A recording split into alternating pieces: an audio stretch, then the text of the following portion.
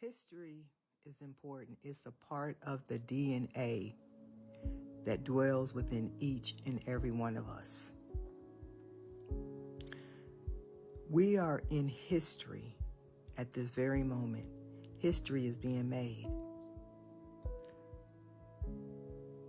These stories, these events, these travesties will go into books and be studied when we are long gone.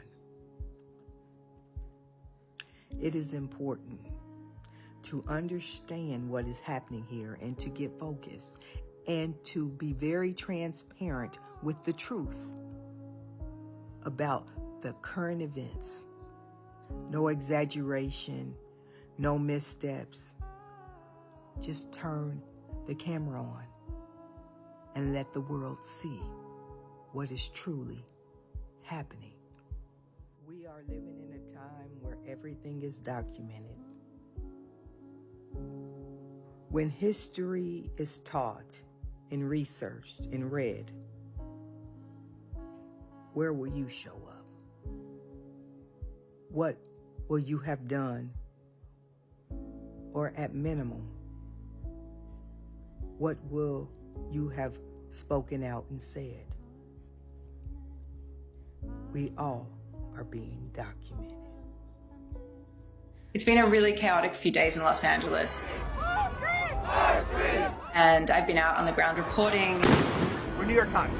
Back up, back up. The authorities have been fairly aggressive on some occasions with protesters. I myself, while I was on the ground, witnessed massive, loud flashbangs, tear gas being released, munitions being fired, a number of people injured, and I happened to be one of them. It was around midnight. We see a line of officers, and very quickly after that, the officers began firing crowd control munitions in our direction, and I was hit below my ribcage. It was a pretty intense, instant pain. I felt winded, and I was really lucky because I was not seriously injured.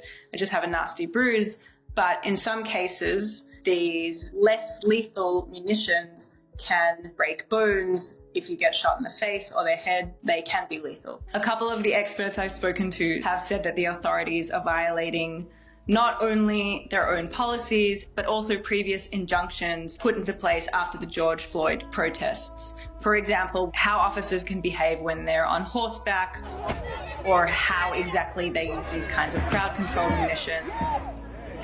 You can't use it if you're either too close to a subject or too far from a subject. You straight up just shot them. The police would say their response was justified, and to be fair, we did see some protesters throwing rocks over the overpass, also lime scooters. Protesters did light some Waymos on fire, so there was some threat of violence. But at the same time, the vast majority of the protesters were acting peacefully. A lot of these protesters know people who are being directly affected by these deportation orders, and others are people who have not come out to protest before, but they felt that this was a breaking point.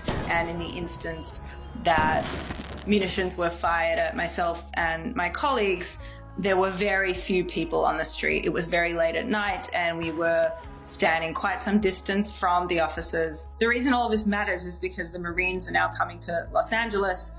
The Marines are not as well trained in domestic civil unrest. They're commonly sent out to war zones in foreign countries. And while we don't know exactly what's going to happen next, experts I've spoken to have said that their presence is likely to add more fuel to the fire.